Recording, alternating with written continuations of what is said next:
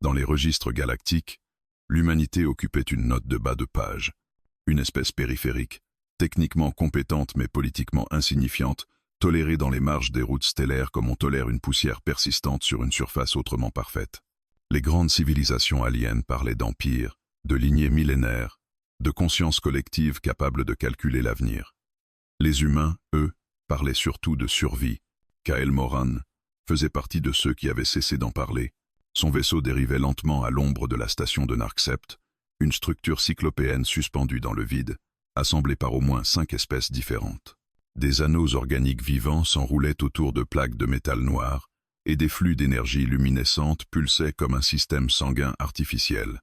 Pour Ka'el, ce n'était qu'un autre port, un autre endroit où il n'était pas le bienvenu. Il coupa les moteurs secondaires et laissa l'ordinateur gérer l'amarrage. Le tableau de bord affichait une série d'avertissements qu'il ignora. Son corps, bardé d'implants, supportait bien plus de contraintes que son appareil.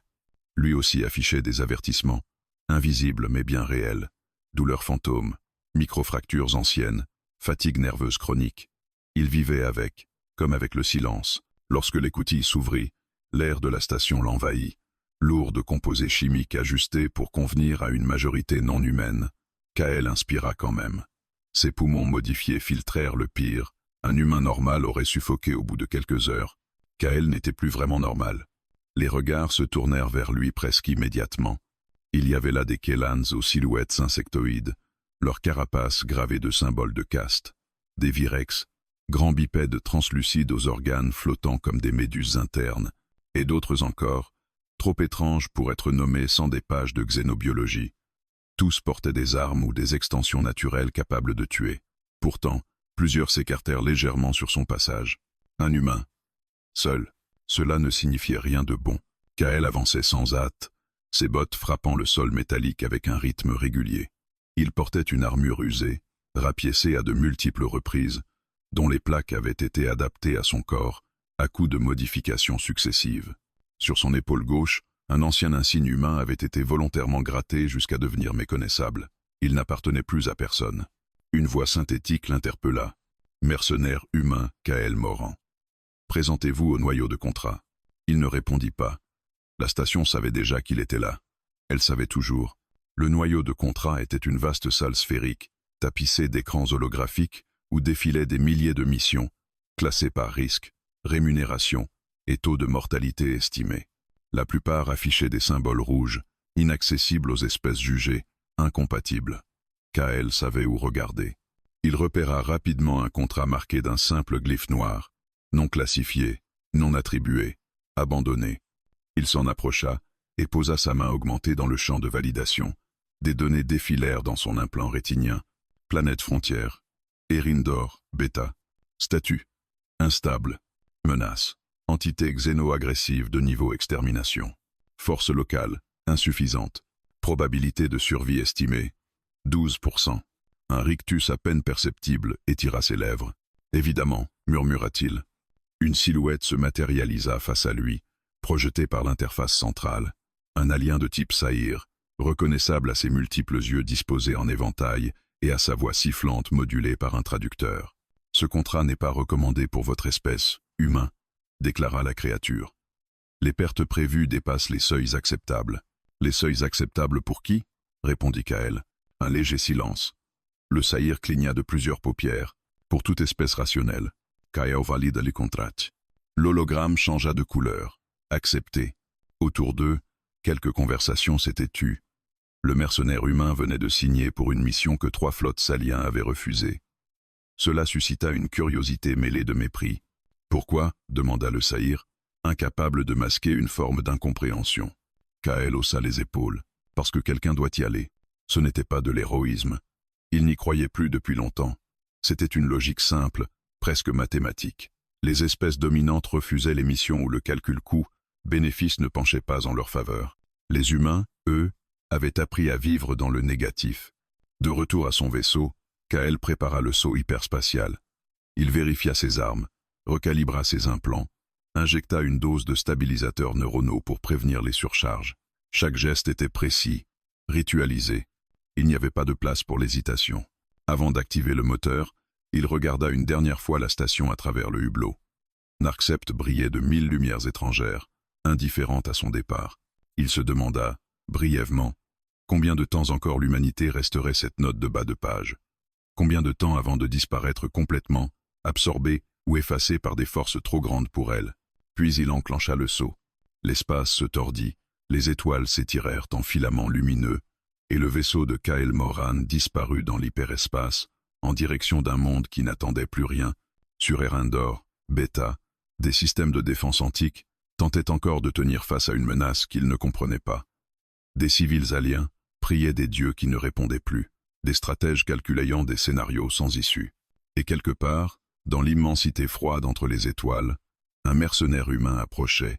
Ils ne le savaient pas encore, mais l'homme de trop venait d'accepter de devenir leur dernier rempart. Erendor, Beta apparut dans le hublot comme une plaie ouverte dans le vide.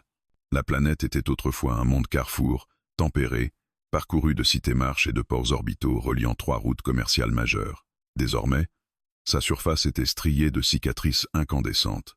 Des continents entiers brûlaient lentement, et l'atmosphère, saturée de cendres et d'ions instables, déformait les signaux de navigation. Même à distance, Kyle percevait le chaos. Des milliers d'émissions d'urgence, des appels fragmentés, des cris codés dans des langages qu'il ne comprenait pas tous. Ordinateur, trajectoire d'insertion basse altitude, dit-il. Avertissement, répondit la voix neutre.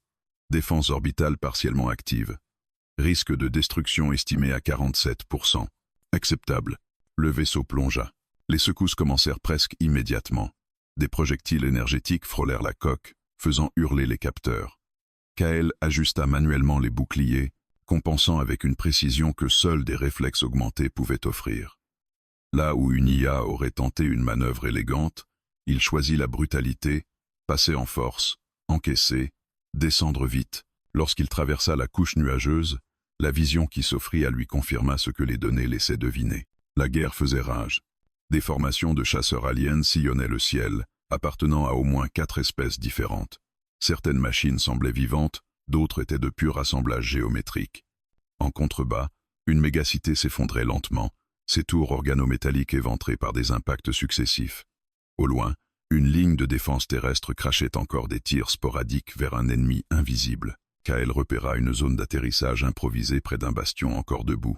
Il engagea les rétropropulseurs et se posa dans un fracas de poussière et de débris. À peine l'écoutille ouverte, la chaleur le frappa de plein fouet.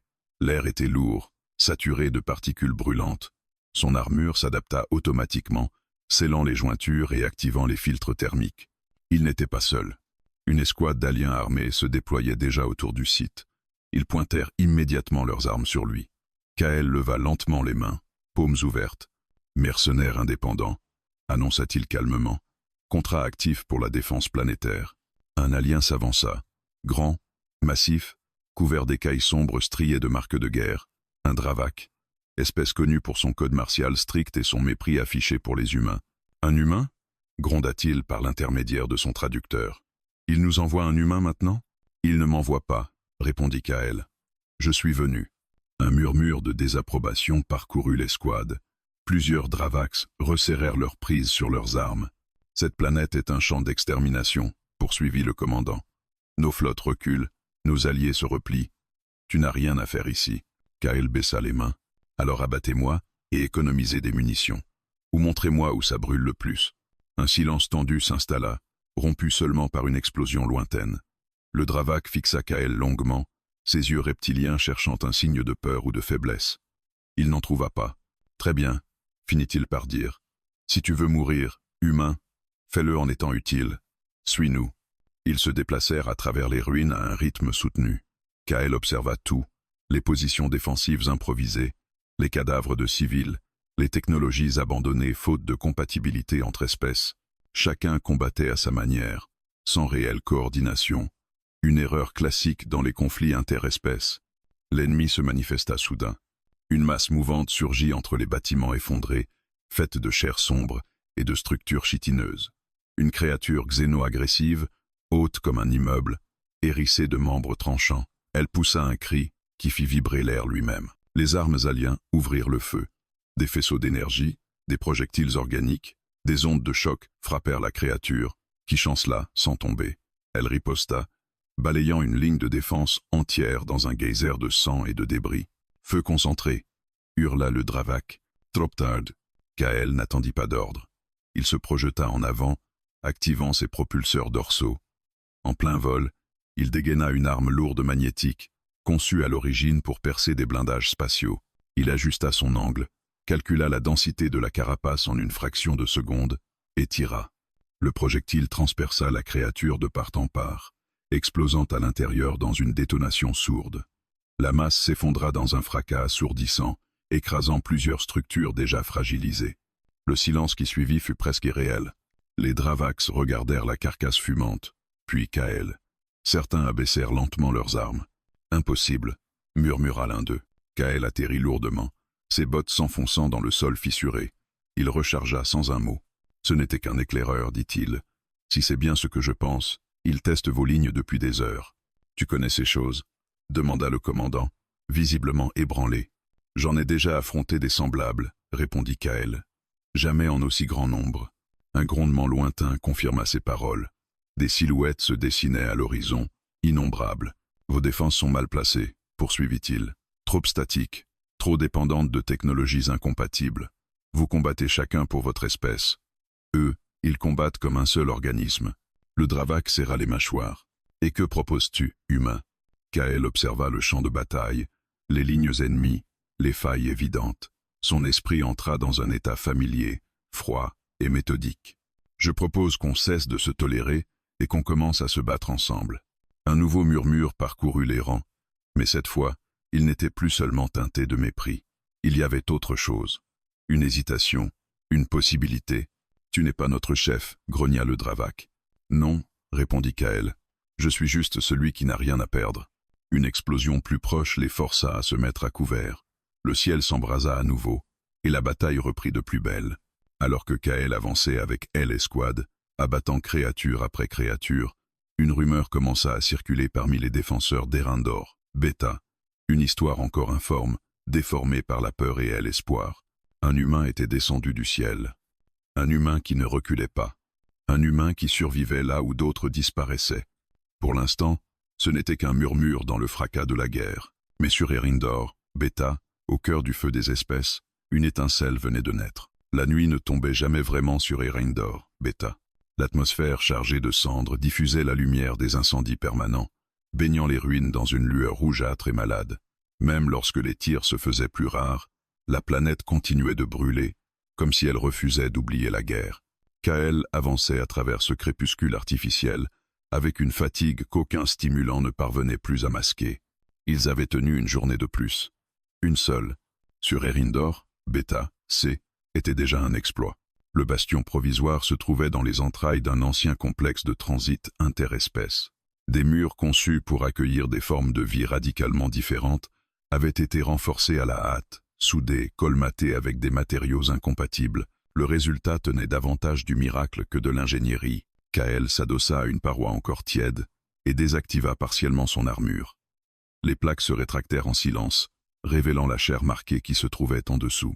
Des cicatrices anciennes sillonnaient sa peau, mêlées à des lignes métalliques. Pores de connexion, renforts osseux, fibres artificielles intégrées directement à ses muscles. Un Dravak montait la garde à quelques mètres, le regard méfiant mais moins dur que la veille.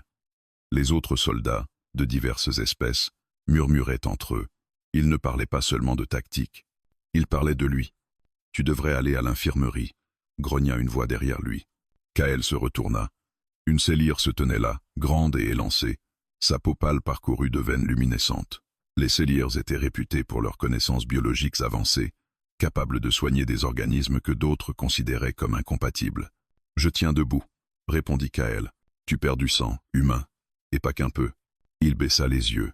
Une fissure dans son armure laissait apparaître une plaie profonde à l'abdomen, maintenue fermée par des agrafes automatiques. Le sang qui s'en écoulait était sombre, épaissi par des nanostructures. « Ce n'est rien, dit-il. » La Célire inclina légèrement la tête, un geste qui, chez elle, exprimait une forme de lassitude. « Viens, ou tu tomberas au prochain affrontement, et nous n'avons pas les moyens de perdre ce que tu es. » L'infirmerie était une salle improvisée où se côtoyaient des technologies incompatibles, champs régénératifs, membranes vivantes, instruments mécaniques humains récupérés sur d'anciens champs de bataille.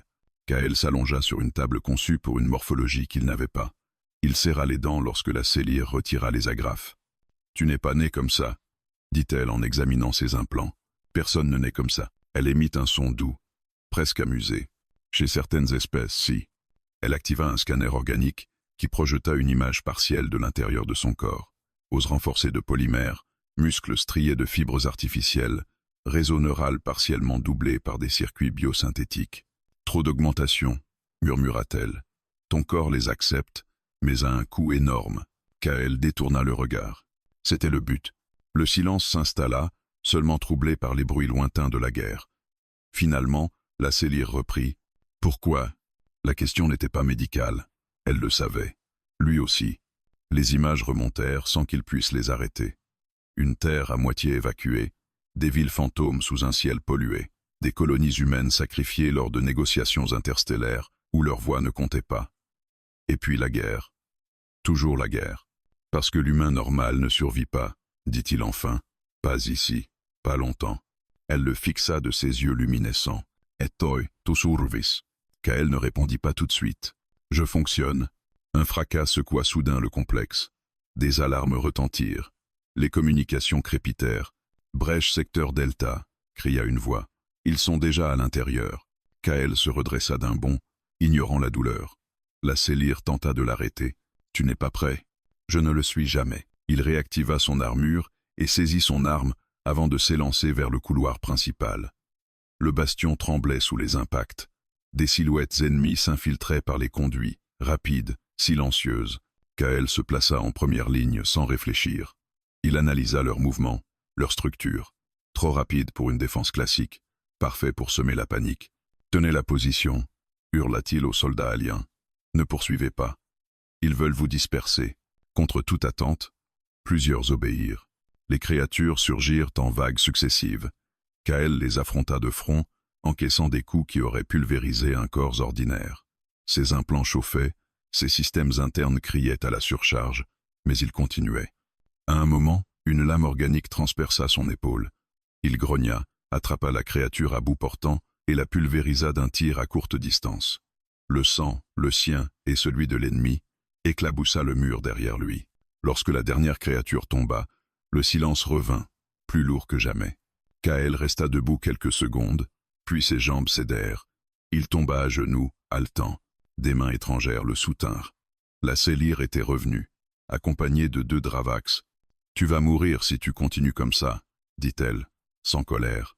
Kael leva les yeux vers elle. « Peut être. » Le commandant Dravak les observait, son regard changé. « Pourquoi restes-tu » demanda-t-il. Le contrat n'exigeait pas ça. Kael inspira l'instrument. Parce que si je pars, il ne restera que des espèces qui ne savent pas se battre ensemble. Et alors, vous mourrez tous. Un long silence suivit. Puis le Dravak inclina légèrement la tête. Ce n'était pas un salut, mais c'en était l'équivalent. Plus tard, alors que Kael sombrait dans un sommeil agité sous les soins de la Célire, une nouvelle idée commençait à se former parmi les défenseurs d'Erindor, Beta. L'humain n'était pas seulement une arme. Il était le point de jonction entre la chair et l'acier. Entre les espèces, et peut être, sans le vouloir, le premier d'entre eux a montré une autre voie. Le bastion ne tomba pas d'un seul coup. Il se fissura, lentement, méthodiquement, comme une digue rongée de l'intérieur, avant même que la vague n'arrive. Kael le sentit avant que les alarmes ne le confirment. Une tension dans l'air, une dissonance dans les transmissions, un rythme de combat qui ne correspondait plus aux assauts précédents. Quelque chose avait changé. Il se tenait sur une passerelle surplombant la salle centrale du complexe, lorsque les écrans tactiques s'embrasèrent d'icônes rouges, trop nombreuses, trop coordonnées. « Ils ne testent plus, dit-il à voix basse. Ils attaquent pour de bon. » Comme pour lui répondre, une explosion éventra un mur latéral. Des fragments de métal et de chair organique retombèrent en pluie mortelle. Des cris résonnèrent, issus de gorges qui n'avaient pas été conçues pour crier ensemble. « Verrouillez les accès secondaires !» cria un officier alien. « Redéployez les unités de deux. » La phrase s'interrompit brutalement. Un tir perforant traversa la salle de part en part, pulvérisant l'orateur. Le chaos s'installa. Kael se mit en mouvement sans attendre d'ordre. Il sauta de la passerelle, atterrit lourdement au sol et activa un canal de communication ouvert. « Écoutez-moi tous. Ils ont infiltré les niveaux inférieurs. Ce n'est pas une attaque frontale, c'est un effondrement programmé. Si vous vous repliez au hasard, ils vous encercleront. Les réponses furent confuses. Certaines espèces n'utilisaient pas les mêmes protocoles, d'autres paniquaient ouvertement. La diversité qui faisait la richesse d'Erendor, Beta devenait, en cet instant précis, sa faiblesse mortelle. Puis les premières trahisons se révélèrent. Une section entière de défense automatique se retourna soudain contre le bastion. Des tourelles censées protéger les couloirs ouvrirent le feu sur les défenseurs. Des codes d'accès avaient été compromis ou vendus. Sabotage interne, hurla quelqu'un. Kael sentit une colère froide lui parcourir l'échine. Ce n'était pas la première fois qu'il voyait une planète tomber non pas par manque de force, mais par excès de calculs égoïstes. « Désactivez tout ce qui n'est pas essentiel », cria-t-il. « Revenez aux armes manuelles. » Mais il était déjà trop tard pour certaines zones. Le mur nord céda dans un rugissement assourdissant. Une marée de créatures xéno-agressives se déversa dans le complexe, se mouvant comme un seul organisme, fluide, implacable. Les défenses improvisées furent balayées en quelques secondes. Kael se plaça devant un groupe de civils en fuite, tirant sans relâche. Chaque tir était précis, meurtrier, mais l'ennemi semblait inépuisable. Autour de lui, des soldats aliens tombaient, écrasés ou déchirés. « Repliez-vous vers les galeries centrales » hurla-t-il. « Et toi » cria une voix paniquée. Kael ne répondit pas. Il continua à tirer, reculant pas à pas, son armure hurlant sous les impacts. Ses systèmes internes passaient en mode critique. Les avertissements se superposaient à sa vision. Il les ignora tous. Lorsque les dernières silhouettes civiles disparurent dans un couloir secondaire, Kael activa une charge explosive et fit s'effondrer une partie du plafond, bloquant temporairement l'avancée ennemie. Le souffle le projeta contre un mur. Il sentit quelque chose céder dans sa poitrine. Il se releva quand même. Dans la salle centrale, ce n'était plus qu'un carnage. Les communications étaient rompues. Les espèces autrefois alliées se repliaient chacune vers leur propre zone, cherchant à sauver ce qui pouvait l'être. Le bastion n'était plus un rempart, mais une série de poches isolées condamnées à être dévorées une à une. Kael grimpa sur une structure effondrée et activa son canal à pleine puissance, forçant la transmission sur toutes les fréquences compatibles. Assez. Sa voix résonna dans tout le complexe, déformée mais claire. Si vous continuez à vous battre séparément, vous mourrez séparément. Ce bastion est déjà perdu, mais la planète ne l'est pas encore. Des visages apparurent sur des écrans brisés. Dravax, Célir, Virex, autres encore. Certains blessés, d'autres en état de choc. Il reste une ligne de défense possible, poursuivit Kael. Les anciennes galeries de transit sous la cité, elles convergent toutes vers le noyau énergétique. Si nous les tenons ensemble, nous pouvons ralentir l'ennemi. Assez longtemps pour évacuer ce qui reste. C'est une position suicide, gronda un stratège alien. Kael hocha la tête. Oui. Un silence pesant suivit, puis une voix s'éleva, celle du commandant Dravak. Tu le stiras? Kael ne répondit pas tout de suite. Il regarda autour de lui, les flammes, les morts, les murs qui tremblaient sous l'assaut incessant. Oui. Alors, contre toute attente, d'autres voix suivirent. Nous aussi, nous ne partirons pas seuls. Montre-nous. Le regroupement fut chaotique, mais il eut lieu. Des survivants de toutes espèces convergèrent vers les galeries inférieures. Kael marchait en tête, couvert de sang et de cendres, guidant ceux qui avaient encore la force de le suivre. Les galeries étaient anciennes, creusées à une époque où la coopération interespèce n'était encore qu'un idéal fragile. Ironique, pensa Kael, que ce soit là qu'ils trouvent leur dernière chance. L'ennemi arriva peu après. La bataille qui s'ensuivit fut brutale, rapprochée, désespérée. Plus de lignes nettes, plus de doctrine spécifique. Juste des combattants côte à côte, couvrant leurs faiblesses mutuelles, improvisant à chaque instant. Kael se battait comme il n'avait jamais combattu auparavant, non plus seulement pour tenir, mais pour inspirer. Chaque fois qu'il tombait, il se relevait. Chaque fois qu'il était touché, il avançait encore. À un moment, un jeune alien, blessé et terrorisé, le regarda avec des yeux immenses. « Pourquoi fais-tu ça » demanda-t-il. Kael tira une dernière fois, repoussa une créature et répondit sans détour. « Parce que quelqu'un doit rester quand tout s'effondre. » Les heures passèrent, ou peu, être seulement des minutes. Le temps n'avait plus de sens. Lorsqu'enfin l'ennemi se retira temporairement, laissant les galeries jonchées de cadavres, le silence qui suivit fut presque sacré. Ils avaient tenu, pas parce que les remparts étaient solides, mais parce qu'un homme avait refusé de reculer. Dans les communications internes, un nouveau terme circulait déjà, murmuré avec respect, parfois avec crainte, le dernier rempart. Et cette fois, ce n'était plus une métaphore. La ligne des galeries tint, mais personne ne se faisait d'illusions. Ce n'était pas une victoire. C'était un sursis. Erindor, Beta continuait de mourir au-dessus des, couche après couche, cité après cité. Les senseurs montraient des zones entières devenues silencieuses, avalées par la masse xéno-agressive. Le ciel, invisible depuis les profondeurs, devait être en feu. Dans une ancienne salle de convergence énergétique, les survivants reprenaient leur souffle. Ils étaient moins nombreux qu'avant, beaucoup moins. Des corps alignés à la hâte témoignaient de ceux qui n'avaient pas tenu. Aucune espèce ne pouvait prétendre avoir payé le plus lourd tribut. La mort avait été équitablement cruelle. Kael se tenait à l'écart, assis contre un pilier fissuré, pendant que la Selir achevait de stabiliser une fracture de son bras à l'aide d'une membrane régénérative. « Tu dépasses largement les limites de tolérance de ton corps, » dit-elle sans le regarder. « Même avec tes augmentations. Elles sont faites pour ça. »« Non, » répondit-elle sèchement. « Elles sont faites pour retarder l'inévitable. » Kael ne répondit pas. Il observait la salle, les groupes mêlés. Dravax protégeant des civils Virex, Selirs coordonnant les soins pour des espèces qu'il n'avait jamais étudiées auparavant, soldats échangeant des gestes plutôt que des mots. Ce qu'il avait forcé par nécessité prenait lentement forme. Une unité, fragile, temporaire, mais réelle. Le commandant Dravax s'approcha, accompagné de 2 stratèges aliens. Il s'arrêta devant Kael, le dominant de toute sa stature. « Les rapports circulent au-delà de la planète, » dit-il. « D'autres systèmes parlent de toi. » Kael haussa légèrement un sourcil. « Mauvais signe. Il t'appelle différemment, » poursuivit le Dravak. « Pas seulement l'humain, pas seulement le mercenaire. » Il marqua une pause. « Une légende. » Kael eut un rire bref. Sans joie. « Les légendes meurent toujours à la fin. »« Peut être, » répondit le Dravak. « Mais elles changent ce qui vient après. » Il désigna les écrans tactiques. L'ennemi se regroupe. Pas ici, ailleurs. Il prépare quelque chose de plus vaste. Les données confirmèrent ce que Kael craignait déjà. Les mouvements xéno-agressifs n'étaient plus erratiques. Ils dessinaient des schémas, des trajectoires convergentes vers un point précis du système. « Le noyau stellaire », murmura Kael. « Ils veulent l'activer. » Un silence lourd tomba dans la salle. « Si cette structure se met en résonance, » expliqua un stratège, « elle, onde de destruction, ne s'arrêtera pas à Erindor, Beta. 3 systèmes voisins seront touchés. Des milliards de morts, » ajouta la Selir. Kael ferma les yeux un instant.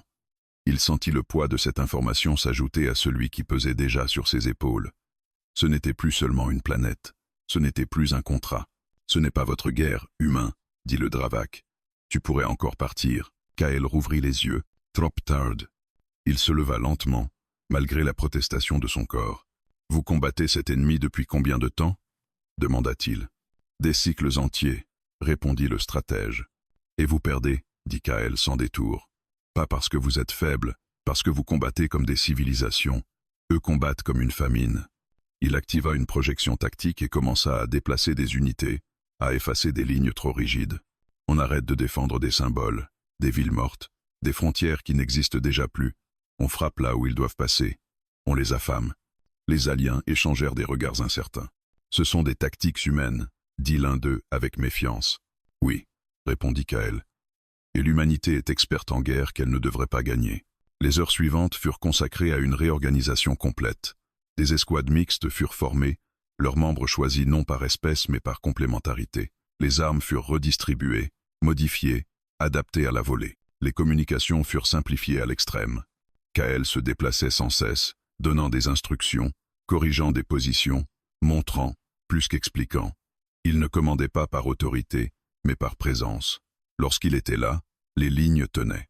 À mesure que les combats reprenaient, quelque chose changea subtilement. Les soldats ne se demandaient plus pourquoi l'humain était encore debout. Ils se demandaient où il était, pour s'y regrouper. La rumeur s'étendit au-delà des galeries, portée par des transmissions fragmentées, des récits exagérés, des images floues. Un humain qui ne dormait jamais, un humain qui se relevait toujours, un humain que même les monstres semblaient éviter après un certain temps. Kael, lui, n'entendait rien de tout cela. Il sentait seulement la fatigue s'accumuler, profonde, corrosive. Chaque activation de ses implants lui coûtait davantage. Ses stabilisateurs ne suffisaient plus. Lors d'une accalmie, Il se retrouva seul dans un couloir effondré. Il retira son casque et inspira l'air brûlant, sans filtre. Sa vision se troubla un instant. « Tu ne peux pas continuer indéfiniment », dit une voix douce derrière lui. « L'Osheir, je n'ai pas besoin d'indéfiniment », répondit-il, « juste assez longtemps. » Elle s'approcha. « Tu te bats comme si cette guerre était la tienne. » Kael resta silencieux. « Ce n'est pas le cas ?» insista-t-elle. Il réfléchit, puis secoua la tête. « Non, mais c'est la première fois que je vois des espèces prêtes à mourir ensemble plutôt que seules. » Il remit son casque. « Ça mérite qu'on se batte pour. » Une alarme retentit brusquement, plus grave que les précédentes. Les écrans s'illuminèrent. « Ils ont activé la phase suivante », annonça un opérateur. Une entité de commandement. Quelque chose de différent. Kael observa la projection. Une masse colossale se détachait du flux ennemi, se dirigeant droit vers le cœur énergétique. Il sut alors que tout ce qu'ils avaient fait jusqu'ici n'était qu'un prélude. Et pour la première fois depuis longtemps, une pensée qu'il n'avait pas prévue traversa son esprit. S'il tombait maintenant, la légende survivrait peu, être, mais la guerre, elle, continuerait. Il serra les poings. « Très bien, murmura-t-il. Faisons en sorte qu'ils se souviennent pourquoi ils ont appris à craindre les humains. La guerre qui n'était pas la sienne venait de devenir quelque chose de plus vaste. » Et Kael Morin marchait déjà vers le feu. Ils comprirent qu'il n'y aurait pas de seconde chance lorsque les censeurs cessèrent de mentir. Jusqu'alors, chaque alarme avait laissé place à un espoir ténu. Une erreur de calcul, une exagération, une menace encore théorique. Cette fois, les données convergeaient. Et l'entité de commandement avançait inexorablement vers le noyau stellaire d'Ereindor, Beta, escorté par une masse compacte de forme xéno-agressive. Ce N était plus une armée. C était un vecteur d'extinction. Dans la salle de contrôle improvisée, les hologrammes projetaient une vision glaçante. La structure ennemie ressemblait à une cathédrale de chair et de métal vivant, immense, consciente, chaque mouvement calculé à l'échelle planétaire. « Nous ne pouvons pas l'arrêter frontalement », déclara un stratège Virex. « Même concentrés, nos forces ne feront que ralentir l'inévitable. Le noyau sera atteint dans moins de 6 heures », ajouta un autre. Le silence qui suivit n'était pas de la panique. C'était pire, une acceptation lente, douloureuse. Kael observait la projection sans ciller. Son esprit travaillait déjà ailleurs, disséquant les trajectoires, les flux d'énergie, les points de convergence. Il voyait ce que les autres refusaient encore de formuler. « Il existe une option », dit-il enfin. Tous les regards se tournèrent vers lui. Le noyau énergétique possède un mécanisme de surcharge manuelle. Ancien, primitif, conçu pour éviter une capture ennemie. Une autodestruction planétaire ? Siffla un Célir, horrifié. Non, répondit Kael. Une implosion ciblée. Elle détruirait l'entité de commandement et désorganiserait le réseau xéno-agressif dans tout le système. Et la planète ? Demanda le Dravak. Kael inspira l'instrument, gravement endommagée. Mais vivante. Un espoir fragile naquit dans la salle, avant de s'éteindre presque aussitôt. Le protocole doit être déclenché depuis le cœur du noyau, dit un technicien, à portée directe. Aucun système automatisé ne peut y accéder tant que l'ennemi est aussi proche. Et personne n'en sortira vivant, ajouta quelqu'un d'autre. Kael hocha la tête. C'est exact. Cette fois, le silence fut total. Non, dit la Célir en s'avançant brusquement. Il y a d'autres solutions. Il doit y en avoir. Kael se tourna vers elle. Il lut dans son regard ce qu'elle n'osait pas dire. Pas lui, pas maintenant. Il n'y a pas assez de temps, répondit-il doucement. Et personne d'autre ici n'a un corps capable d'atteindre le noyau, à temps en traversant une zone saturée d'énergie et d'organismes hostiles. Tu parles de toi comme d'un outil, cracha le Dravak. Pas comme d'un être vivant. C'est ce que je suis devenu, dit Kael sans détour. Et pour une fois, ça suffit. Le commandant Dravak serra les poings. Autour d'eux, plusieurs officiers baissaient la tête. Aucun ne protesta davantage. Parce qu'ils comprenaient, la décision fut prise sans vote. Les préparatifs commencèrent immédiatement. Une route fut dégagée à travers les galeries restantes, une trajectoire presque suicidaire menant au cœur du noyau. Les escouades mixtes reçurent pour mission non pas de vaincre, mais de gagner du temps. Chaque minute comptait. Kael s'équipa en silence. Il remplaça certaines plaques de son armure par des modules de dissipation énergétique, conçus pour des environnements qu'aucun humain n'était censé traverser. Les systèmes internes protestaient déjà. La Célir s'approcha pendant qu'il scellait son casque. « Tes augmentations ne survivront pas à ça, dit-elle. Toi non plus. Je sais. » Elle posa une main lumineuse sur son bras métallique. « Tu aurais pu être plus que ça. Pour eux. Pour toi. Kael la regarda longuement. J'ai déjà été plus que ça, répondit-il. Il y a longtemps. Et ça n'a pas suffi. Elle comprit qu'elle ne le ferait pas changer d'avis.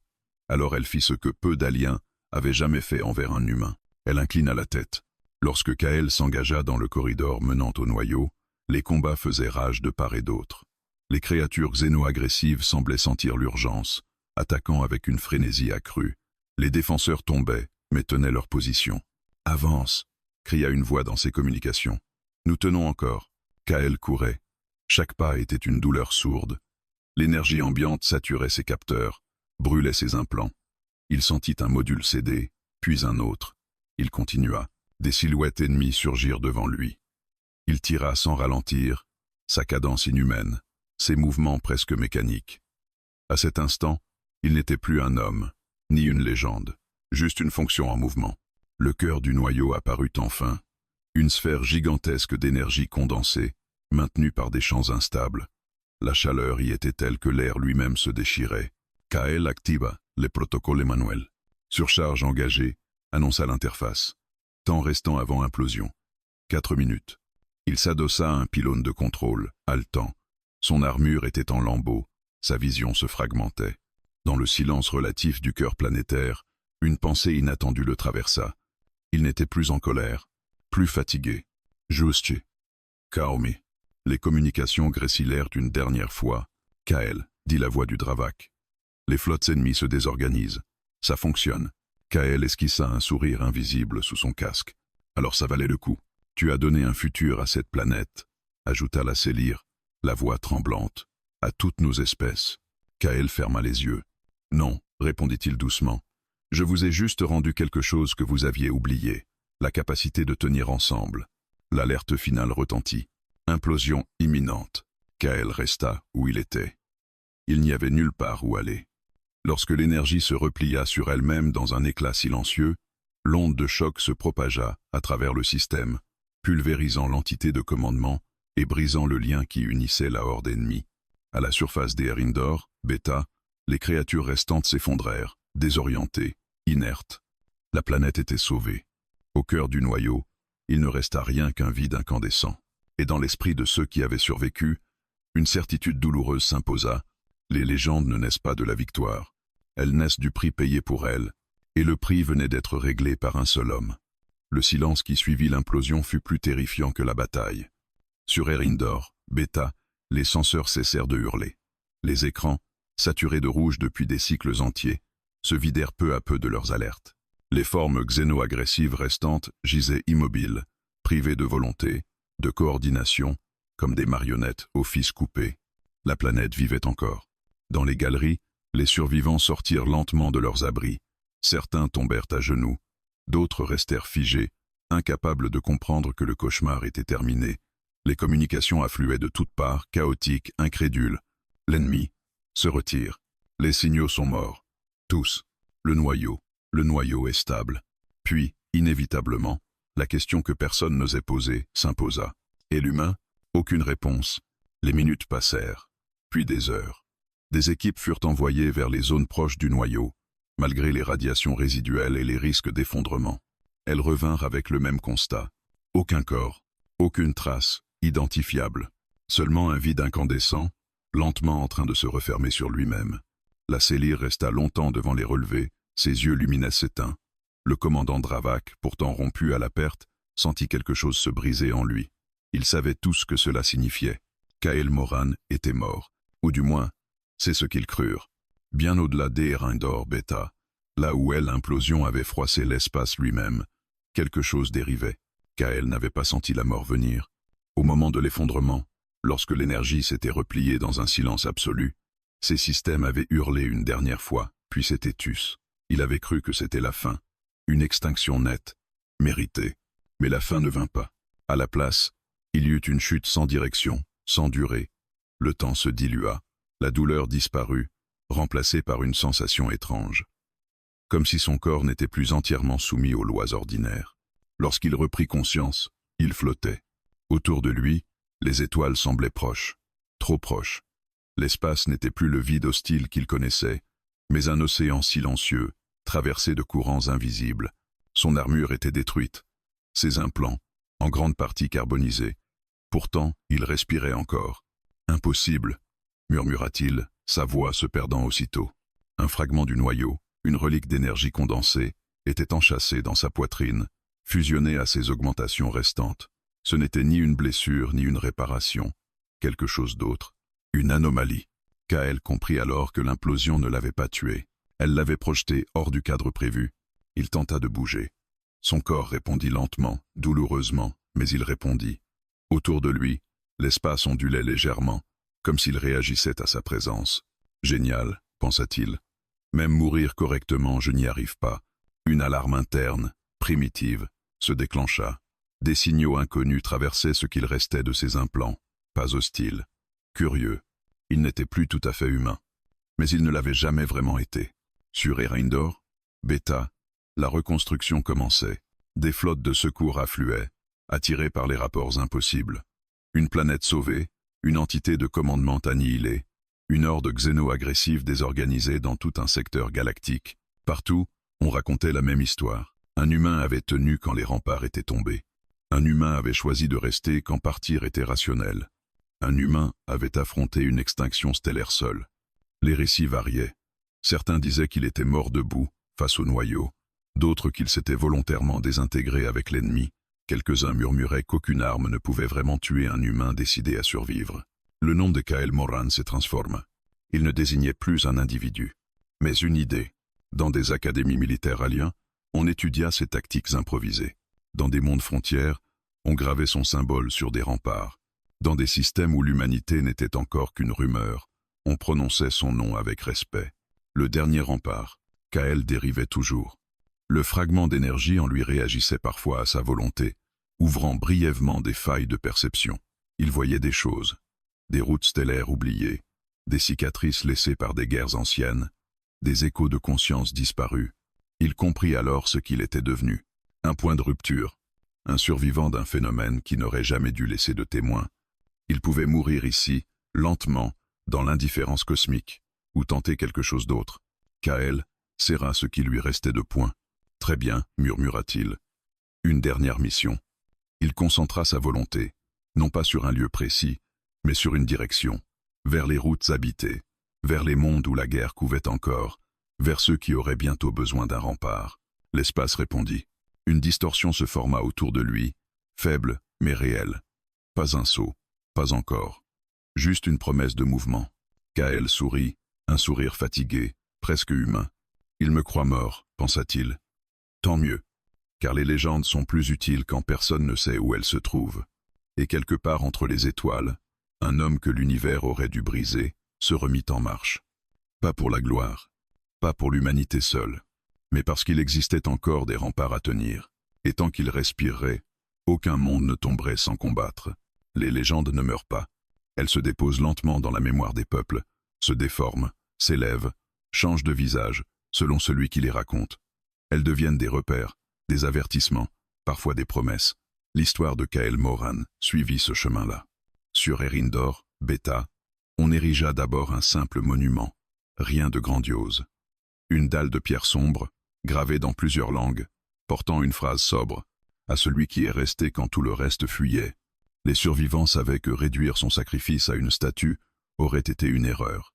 Kael n'avait jamais combattu pour être célébré. Alors, le véritable héritage se construisit ailleurs. Dans les académies militaires Dravak, un nouveau principe fut intégré aux doctrines, la convergence adaptative. On y enseignait que la force ne venait pas de la pureté d'une espèce, mais de la capacité à s'adapter à celle des autres. À chaque cours, le nom du dernier rempart était prononcé non comme celui d'un héros mythique, mais comme celui d'un déclencheur.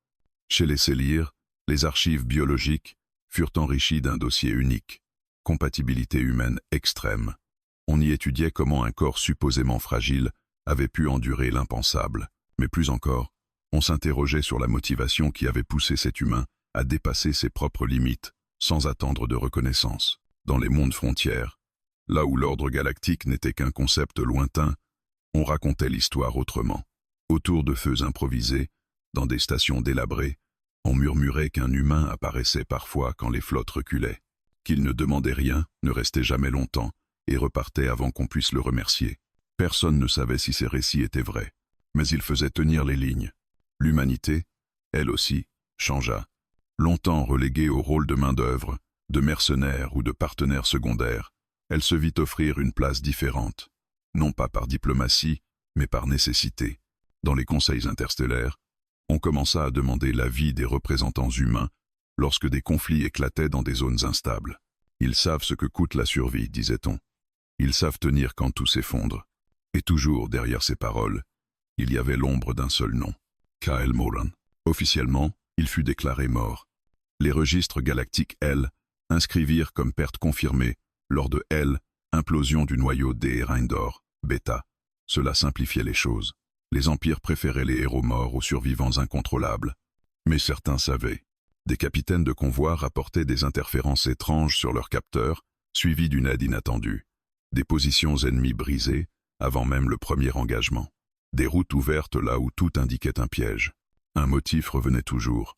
Une efficacité brutale, précise, sans signature identifiable, comme si quelqu'un veillait depuis l'ombre. Kael, lui, n'écoutait pas les histoires. Il voyageait différemment désormais. L'espace ne lui résistait plus tout à fait comme avant. Le fragment d'énergie en lui s'était stabilisé, devenant une source de douleur sourde et de perception accrue. Il voyait les tensions avant qu'elles n'éclatent. Il sentait les mondes sur le point de tomber. Cela avait un prix. Chaque utilisation de cette capacité l'éloignait un peu plus de ce qu'il avait été. Les souvenirs humains devenaient flous par moments, les visages se mélangeaient, les noms se perdaient, mais la volonté restait. Sur une lune glacée aux confins d'un système oublié, Kael observa une colonie composite se préparer à un assaut imminent. Des espèces différentes, mal équipées, mal coordonnées, un schéma trop familier. Il se manifesta sans cérémonie, sortant de l'ombre d'une structure effondrée. Les soldats braquèrent leurs armes, paniqués. « Rangez ça », dit-il simplement. « Vous allez en avoir besoin ailleurs. » Ils le regardèrent, incrédules. Un humain, seul, abîmé. « Qui êtes-vous » demanda quelqu'un. Kael hésita. Longtemps, il avait porté un nom, puis un titre, puis une légende. « Personne d'important », répondit-il. « Montrez-moi vos défenses. » Ils obéirent. Le temps passe. Des mondes furent sauvés. D'autres tombèrent malgré tout. Kael ne pouvait pas être partout. Il l'acceptait. Il n'était pas un dieu, juste un homme qui refusait de détourner le regard. Parfois, dans le calme relatif entre deux conflits, il se souvenait d'Ereindor, bêta, des galeries en feu, du regard de la Célire, du salut du Dravak. Il se demandait s'ils étaient encore en vie, s'ils racontaient toujours l'histoire. Un jour, alors qu'il observait un lever d'étoiles depuis une station abandonnée, une transmission ouverte capta son attention. Une voix alien, jeune, hésitante, s'adressait à une escouade paniquée. « Tenez bon, restez ensemble. Les remparts ne sont pas des murs, mais ceux qui refusent de reculer. » Kael ferma les yeux. Il n'avait jamais prononcé ces mots. Mais ils venaient de lui. Un léger sourire étira ses lèvres fatiguées. Dans les siècles à venir, personne ne saurait exactement ce qu'était devenu Kyle Moran. Certains diraient qu'il s'était dissous dans l'espace. D'autres qu'il était devenu une conscience errante, liée aux étoiles. Quelques-uns, plus pragmatiques, affirmeraient qu'il n'était qu'un mythe utile. La vérité importait peu. Ce qui comptait, c'était ce que les mondes avaient appris. Que même une espèce marginale pouvait changer l'équilibre. Qu'un individu pouvait forcer des civilisations entières à coopérer. Et que parfois, le dernier rempart n'était ni une flotte, ni une arme, ni un empire, mais un être qui, face à l'effondrement, choisissait de rester. Et tant que cette histoire serait racontée, tant que quelqu'un, quelque part, déciderait de tenir encore une minute de plus, Kyle Moran ne disparaîtrait jamais vraiment, car les étoiles se souviennent, et elles savent reconnaître ceux qui ont tenu tête à l'infini.